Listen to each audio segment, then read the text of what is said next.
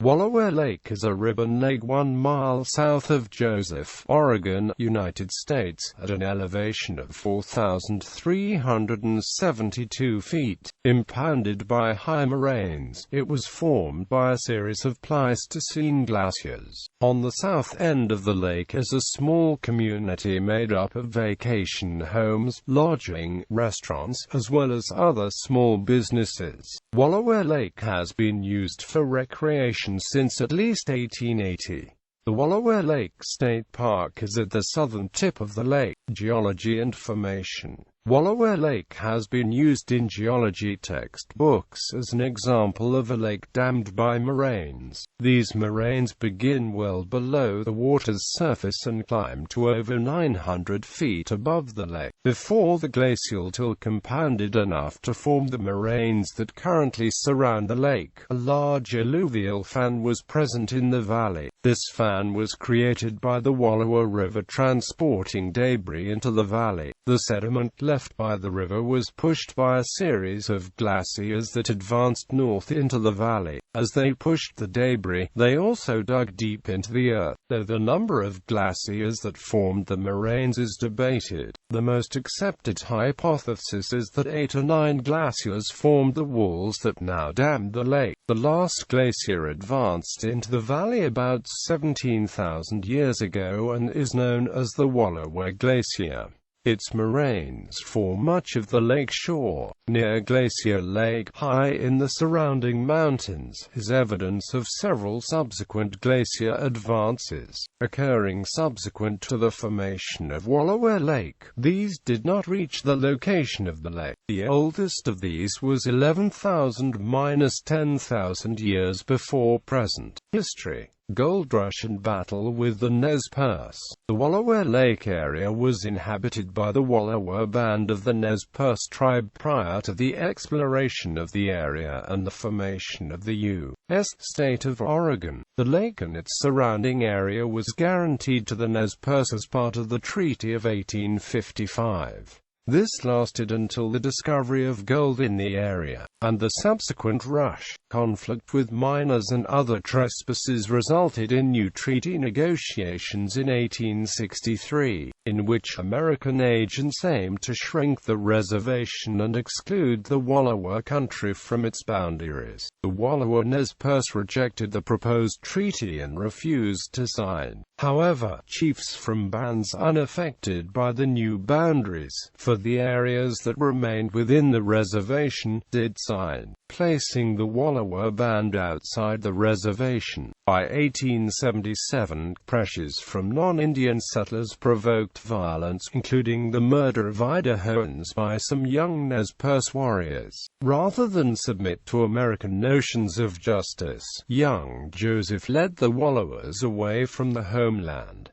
After the war, the U.S. government took the land and allowed it to be settled. This led to the formation of many of the nearby towns that still exist today. October 5, 1877, the day of the surrender, Chief Joseph gave the following speech: "I'm tired of fighting. Our chiefs are killed. Looking Glass is dead. Tu'ulul also 'tis dead. The old men are all dead.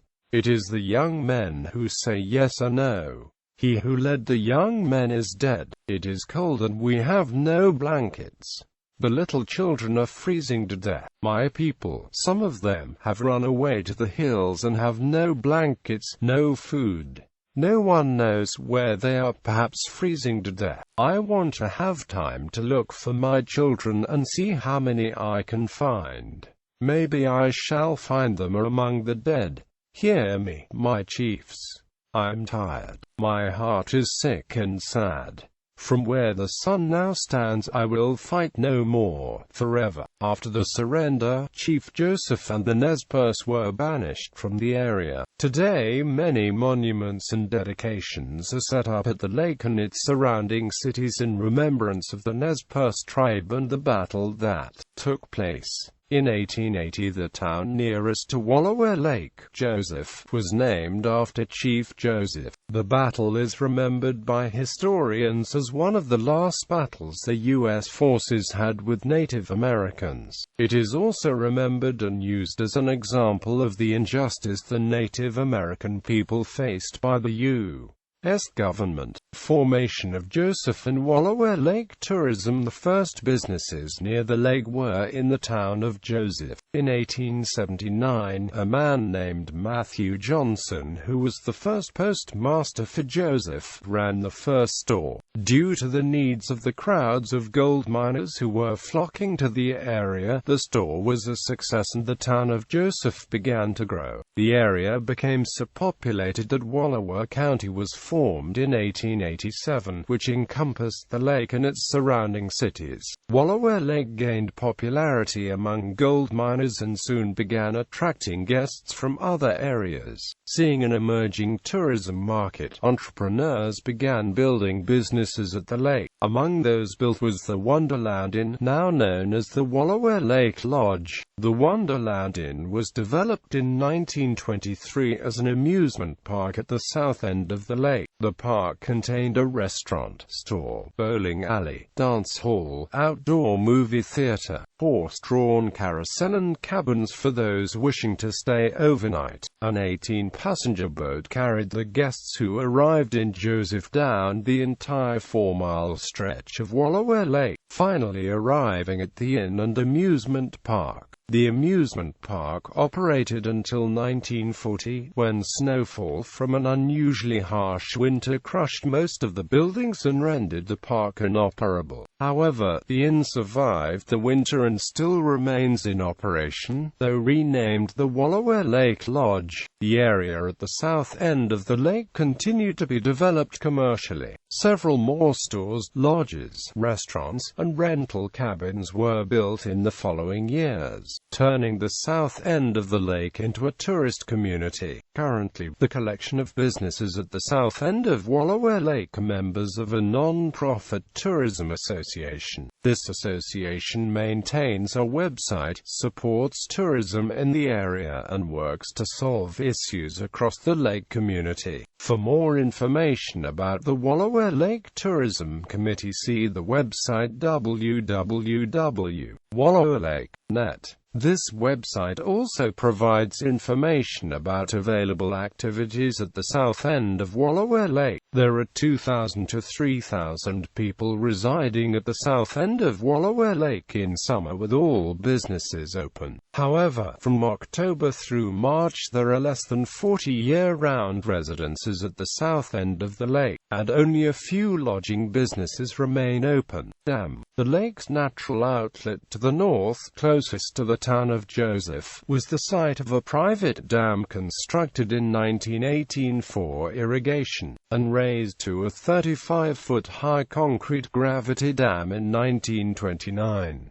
No hydroelectric power is generated. It is owned and operated by a non-profit of local irrigation consumers, Associated Ditch Companies of Joseph. In 1996, the United States Bureau of Reclamation and the Oregon Water Resources Department identified deficiencies in the safety of the aging, high-hazard structure. In 2006, state and federal money was appropriated for rehabilitation and a reconstruction which may allow a migrating fish passage, specifically for reintroduced coho and sockeye salmon. Tramway, located near the lake, is an aerial cable gondola lift. It runs from the bottom of the valley to the top of Mount Howard, which is measured at 8,000 feet. It was built in 1968 and opened to the public in 1970.